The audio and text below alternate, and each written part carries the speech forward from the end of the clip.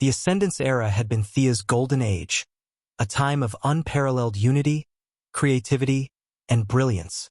The luminous cities pulsed in harmony with Dyson swarms, fractal glyphs safeguarded the civilization's essence, and the second unifying accord cemented principles of progress and stewardship.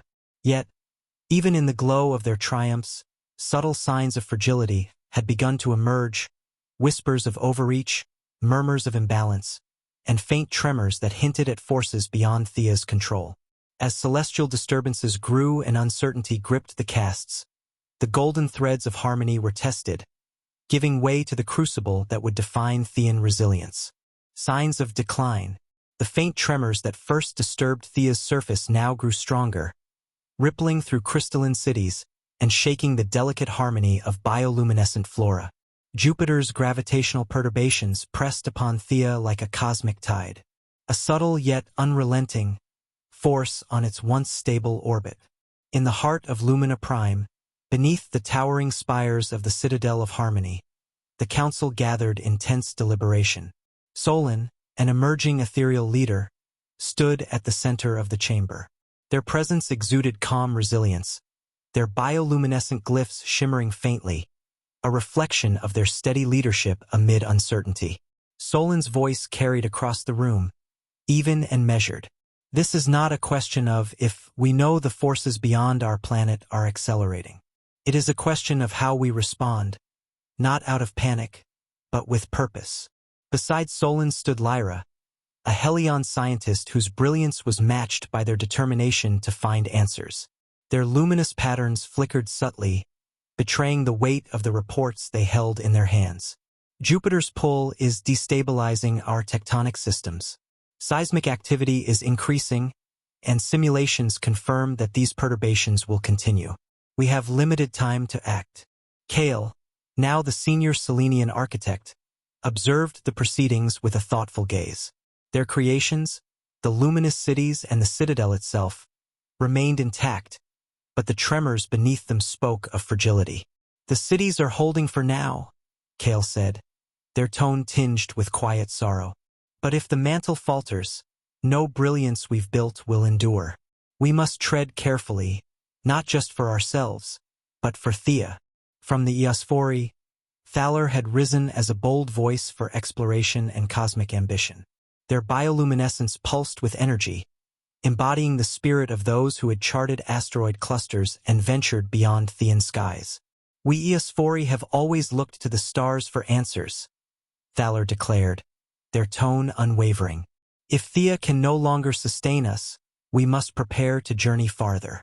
Our legacy lies not in clinging to what was, but in reaching for what could be. Representing the Theians, Finra's presence was quiet but commanding, their glyphs glowing in faint, rhythmic pulses that mirrored Theia's mantle. Finra's connection to the planet ran deeper than most, and their warning carried the weight of the planet's rhythms. Our mantle is speaking to us, Finra said, their voice measured yet urgent. These tremors are not just shifts in rock. They are echoes of imbalance. We cannot allow desperation to blind us to the cost of our actions. If we abandon Theia without care, what legacy do we leave? The chamber grew silent as the leaders' voices lingered in the air, each perspective both compelling and incomplete. Solon stepped forward, their glyphs glowing steadily as they addressed the room. What we face is more than a crisis of survival. It is a test of our unity. We must not let fear divide us.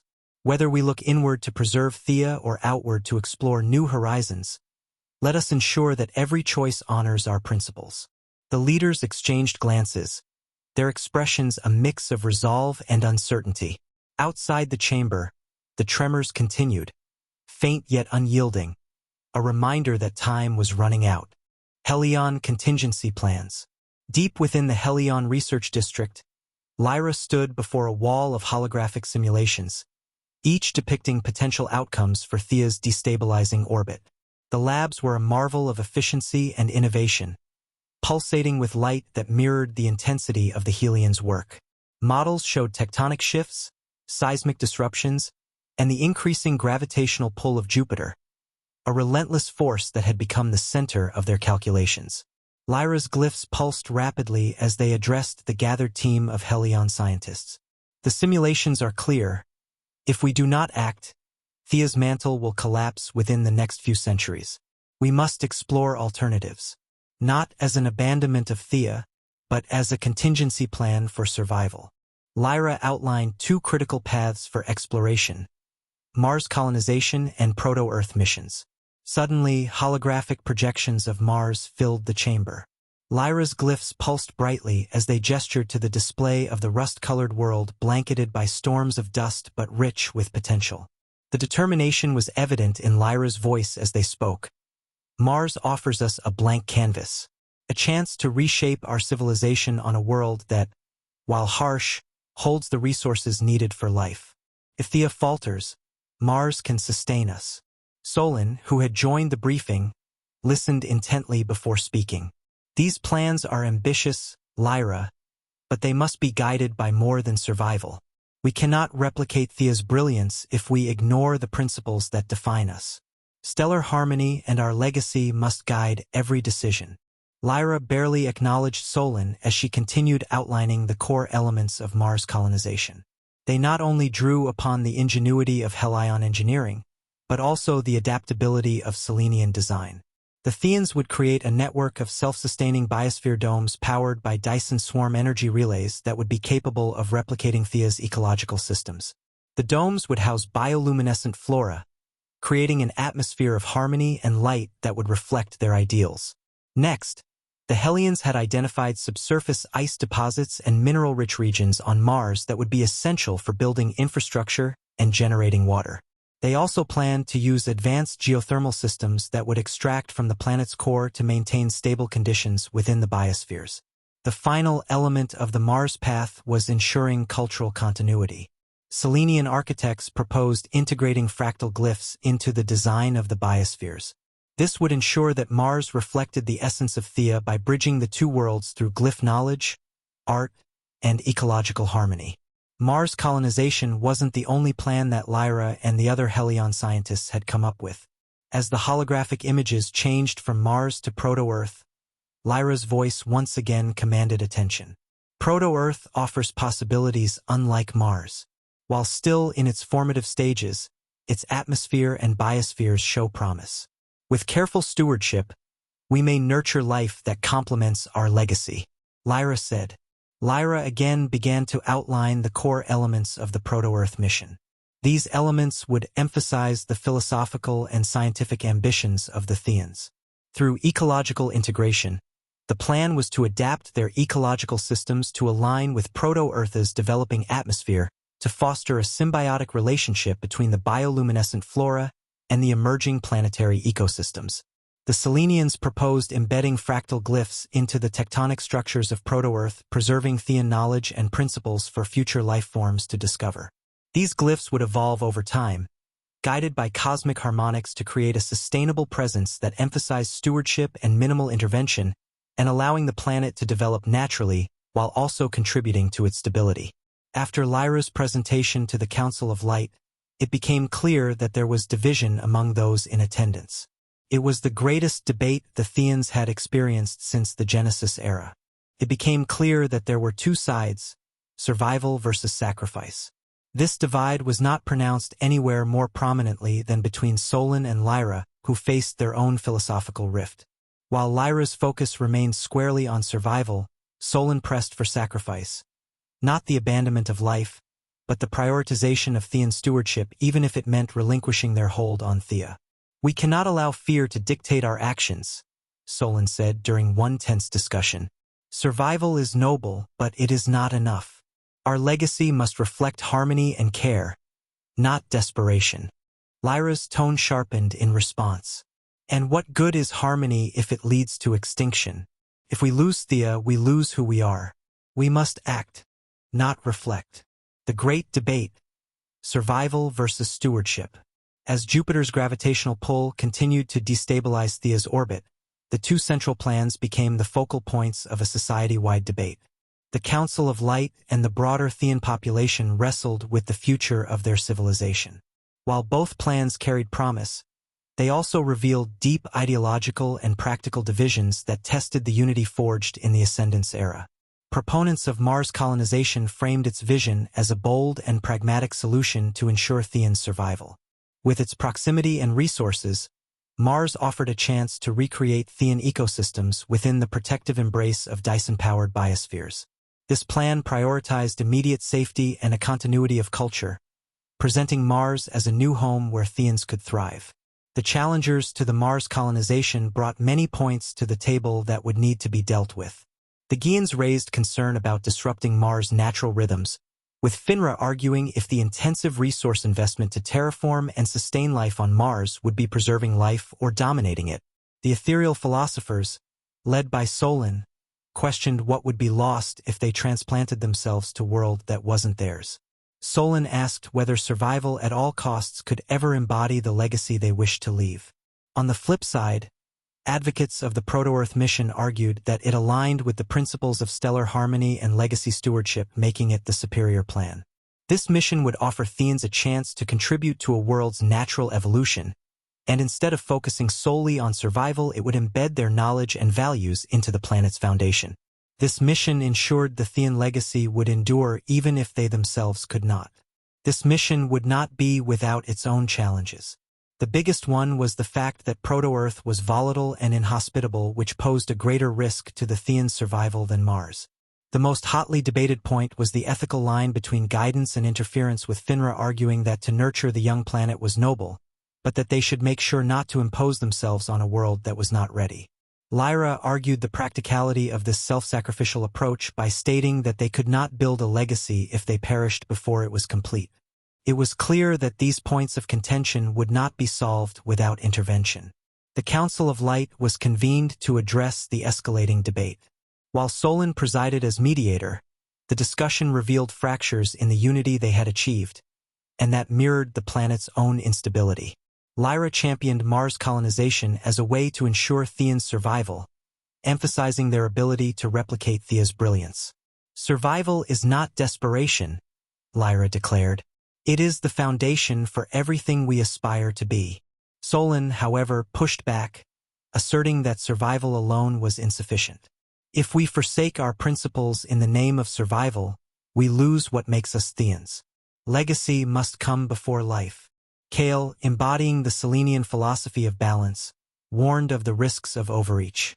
Mars and proto-Earth are opportunities, but only if approached with humility. To adapt is to evolve. To dominate is to erode. This view resonated with the younger Aetherials, who sought compromise. Thaler from the Eosphori challenged this caution, arguing that exploration was intrinsic to their identity. "We have always sought to adapt to the unknown. This is no different." Finra's voice carried the weight of Theia, emphasizing the cost of their actions. To disrupt Mars is to replicate our errors. To shape proto-Earth is to risk arrogance. Stewardship is not a choice. It is our duty. These warnings clashed with the ambitions of those who viewed these plans as a new beginning, reflecting the unrelenting tension between innovation and responsibility. As the debates raged, Theians began to splinter into factions. The Theians, aligned with Solon, called for a measured approach guided by stewardship. The Helions, led by Lyra, championed immediate action on Mars. The Eosphori stood with both sides, advocating for exploration and adaptability. Meanwhile, younger philosophers and artists sought middle ground, blending survival and stewardship into a fluid vision for the future. In the end, no single plan emerged as a definitive answer. Instead, Theians committed to pursuing both paths, balancing the urgency of survival with the responsibility of stewardship. This fragile consensus marked a turning point as the society grappled with the realization that unity must be actively maintained, especially in the face of existential uncertainty. The Seleneans' lunar arc. The council chamber in the Citadel of Harmony vibrated with tension. The debate over Mars colonization and proto-Earth missions had reached a stalemate, with neither side willing to compromise. Helion scientists, led by Lyra, argued fiercely for Mars as the safest refuge. Theians countered with warnings about the ecological cost, urging restraint. The Eosphori oscillated between curiosity and practicality, while Aetherials, guided by Solon, pressed for stewardship above all else. Kale, seated quietly among the Selenian architects, observed the rift with growing unease. The luminous cities, once symbols of unity, felt overshadowed by the divisions spreading among the castes. Yet Kale's glyphs flickered with an idea, a vision that might bridge the divide. Rising from their seat, Kale stepped to the center of the chamber, their bioluminescence glowing with calm resolve. "We have debated survival and stewardship," they began, their voice steady but resonant. "And while these paths carry merit, there is another way, a way to honor all perspectives without sacrificing our principles. Let us create the lunar arc," gesturing to a holographic projection of Theia's moon. Its stark surface gleamed under the faint light of Dyson swarms. "The lunar arc will be more than a sanctuary. It will be a repository of our essence.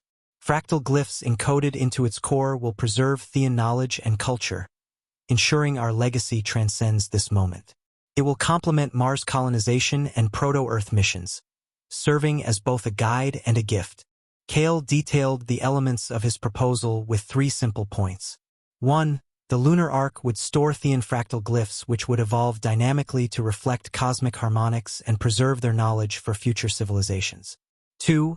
Unlike Mars and proto-Earth, the moon's barren surface required no terraforming, ensuring minimal disruption to existing systems. And finally, 3. The arc would serve as a beacon of harmony, reminding Theians of their interconnectedness. The chamber fell silent as Kale's vision unfolded. Finra, the Theian leader, nodded slowly. "The moon carries no mantle. It is a neutral canvas. This arc could preserve our essence without harm and guide our stewardship of proto-Earth." Thaler, representing the Eosphori, added, "And it would complement Mars. As we explore new worlds, the arc could act as a lighthouse, a tether to our origins." Even Lyra, whose resolve had been unyielding, acknowledged the wisdom in Kale's proposal. "If the arc ensures continuity, Mars can sustain survival. Together, these paths align with our principles." Solon stepped forward, their glyphs glowing brighter. "Kale, your vision reflects adaptive collaboration in action, a way to honor survival, stewardship, and legacy. Let us embrace this plan, not divided, but united." The Council of Light approved a larger, integrated strategy with Kale's lunar arc as the unifying element. Lyra led the Mars colonization project, prioritizing their survival through Dyson-powered biospheres. Exploratory missions were launched to proto-Earth guided by Solon and the Theians to embed the fractal glyphs while fostering minimal ecological intervention. Finally, Kale and their team of Selenian architects began construction of the keystone of the Theian legacy, the lunar arc. The creation of the lunar arc marked a turning point, demonstrating that unity could emerge from conflict. As Dyson swarms pulsed above and proto-Earth's nascent biospheres flickered with life, the moon became a visible symbol of hope, a reminder that survival and stewardship could coexist. A civilization in transition. It didn't take long for the harsh reality of Mars colonization to become evident. Despite early successes in Dyson-powered biosphere construction, Mars proved to be more difficult than anticipated. The harsh conditions, thin atmosphere, extreme temperatures, and radiation exposure strained Helion engineers. Survival required constant maintenance and adaptation, and as more Theians relocated to Mars, cultural shifts began to emerge. The absence of Theia's geothermal rhythms led to subtle biological changes. They began to lose their luminous patterns, causing discomfort and identity crises among those who had long seen their bioluminescence as intrinsic to their heritage. Mars settlements, while functional, lacked the harmonious aesthetic of Theian cities. The Eosphori continued space exploration efforts, but for many, Mars felt like an exile rather than a refuge. Lyra remained steadfast, urging further expansion, while Theians pointed to the cultural loss as evidence that Theia, not Mars, was their true home. While Mars struggled with adaptation, proto-Earth missions yielded promising results. Theians carefully embedded their fractal glyphs in the planet's forming geological structures, ensuring their knowledge and principles would become a foundational aspect of its eventual ecosystems. The seeds of legacy were effectively being planted. Theians successfully transplanted genetic markers into proto-Earth's biospheres, allowing future flora to carry traces of Theian influence. Seleneans refined the glyph systems, ensuring they resonated with celestial rhythms, mirroring the teachings of the second unifying accord. Solon and the Theians increasingly championed the idea that they were meant to contribute to proto-Earth's evolution, not merely survive as individuals. As Mars faltered and proto-Earth flourished, the lunar arc emerged as the civilization's greatest unifying effort and a monument of reflection. Situated within Theia's orbit, it served as both a repository of knowledge and a physical representation of their dilemma. The arc stored vast amounts of cultural, scientific, and ethical teachings, ensuring that future civilizations would have access to their legacy. Its presence within Theia's skies forced them to acknowledge that their world was coming to an end. The once pure ambition of survival gave way to solemn recognition that stewardship might demand sacrifice. The shift toward acceptance, from resistance to purpose. At the height of the resilience era, survival was still the dominant instinct. Theians fought to preserve their civilization. Mars colonization was pursued with determination, proto-Earth missions remained cautious, and the lunar arc symbolized hope rather than finality. But as the seismic instability grew, it became clear that no technological ingenuity, no philosophical refinement, could undo the forces set in motion. Over time, the mindset of Theians began to change. What had once been debates about how to escape their decline slowly transformed into how to ensure that their essence endured. Each caste experienced this shift differently. At first, Helion engineers resisted the idea that the planet's demise was inevitable. Mars colonization was their frontier, a promise that their civilization could continue without interruption. But as more settlements struggled, as bioluminescence faded in the thin Martian atmosphere, they began to ask deeper questions. On Mars, Theians became physically different. The geothermal energy that had sustained their glowing patterns was absent, and as generations passed, this trait began to weaken. Helions recognized that even if their technology kept them alive, their civilization would never be the same. Was the loss of their identity worth the price? Soon the projections showed that Mars colonization would require increasingly extreme interventions to remain viable. The dream of a thriving Theian presence on Mars was becoming a prolonged struggle rather than a seamless transition. When would the price of survival become too great? Realizing the true cost of innovation over securing their legacy, they turned their focus to proto-Earth's glyph encoding, ensuring that their scientific knowledge would not merely serve survival, but would contribute to cosmic continuity. Mars remained an option, but it was no longer the answer. Among the Theians, the realization of Theia's fate had already begun during the early tremors of instability.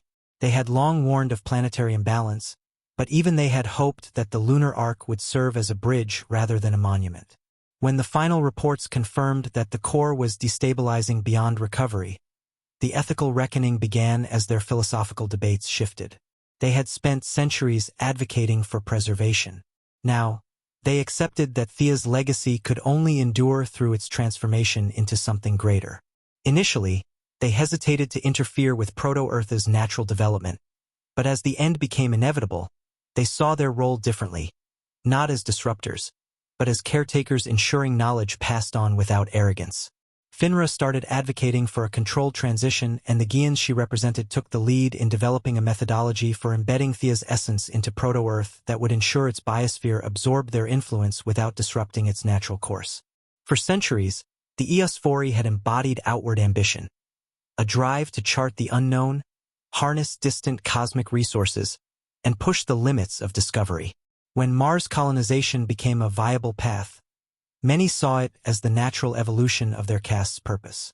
Yet, as survival lost its luster, their outlook began to change from exploration to surrender. As the instability worsened, interstellar missions were deprioritized, and the light of exploration began to dim. The Dyson swarms, once symbols of their expanding reach, became reminders that their civilization had nowhere left to go. Younger Eosphori, searching for meaning, began questioning whether exploration without legacy was truly meaningful. If their journeys led them away from Theia but disconnected them from the essence of their civilization, was it truly progress? In their final deliberations, the Eosphori came to accept that their greatest exploration was not one of travel, but of transformation. Their role shifted from mapping asteroid clusters to ensuring Theia's fusion with proto-Earth was executed with precision. For the first time in their history, the Eosphori made a cosmic gesture of sacrifice and ceased their pursuit of new frontiers. Thaler, their leader, delivered a final address to the castes. For years, we have looked outward. Now we must look inward, not to preserve ourselves, but to ensure we are remembered. We will not leave ruins in the void. We will leave a beacon of wisdom, embedded in the world that will come after us. Their final mission was not expansion, but integration. The Seleneans, master architects and designers, had sculpted Theia's most breathtaking structures. The luminous cities, woven with fractal glyphs, were their magnum opus. Accepting the end was deeply painful, not merely for what would be lost, but for what it meant about the impermanence of artistry. As seismic activity increased, so did the collapse of beauty. Selenean structures, once meant to endure for centuries, began to show cracks. The realization that no masterpiece was eternal struck deeply. Instead of resisting Theia's demise, Seleneans redefined their purpose and turned their craft toward preparing for the transition. They embedded their glyph designs into proto-Earth's geological formations, ensuring their artistry would live on, not in structures, but in the DNA of future landscapes. More than any other caste, the Seleneans ensured the lunar arc would stand as their final gift to the cosmos. It was not merely a repository, it was the greatest architectural achievement in Theian history. The lunar arc would be their final monument of Theia. Kale, once a leader in artistic innovation, oversaw this transition with quiet resolve. In their final days, they stood beneath the spires of the Citadel of Harmony, tracing its patterns with their fingertips. "We did not build for permanence," Kale whispered. "We built for remembrance." The Aetherials had always wrestled with questions of purpose and identity. Under Solin's leadership, their perspective evolved from seeking survival to embracing meaningful sacrifice. They framed Theian's final act not as destruction, but as a gift to the cosmos, and it was the perfect philosophical closure. Solin articulated that merging with proto-Earth was not an erasure but a transformation, the end in continuation. The essence of their civilization would endure, encoded within the very bedrock of Earth's moon. As debates faded, there was a unifying realization. Younger philosophers understood that survival alone was a hollow ambition.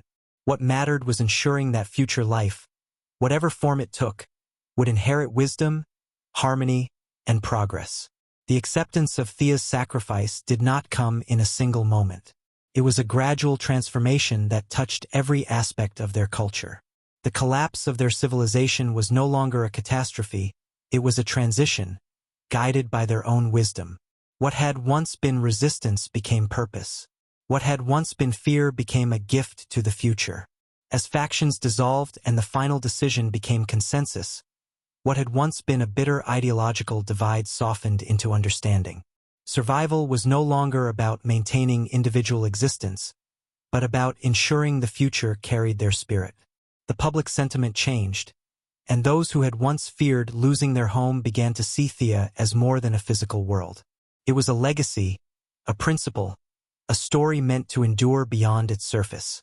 When the castes gathered beneath the Dyson swarms for their final assembly, there were no factions left, only people who had embraced their role in the cosmos. The resilience era was the Theians' reckoning. Their struggle between survival and legacy, between clinging to existence and surrendering to purpose. As Mars faltered and proto-Earth flourished, as the lunar arc took shape, they understood Theia was not meant to endure, but to transform. What began as resistance became acceptance, and what once felt like an end became a beginning. It was an offering to the cosmos, a gift to those who would one day inherit their wisdom. Yet, even in this resolution, one final truth loomed. Their world, their home, would not simply fade. It would collide, reshape, and become part of the future they had chosen. Their legacy would be woven into the birth of Earth's moon.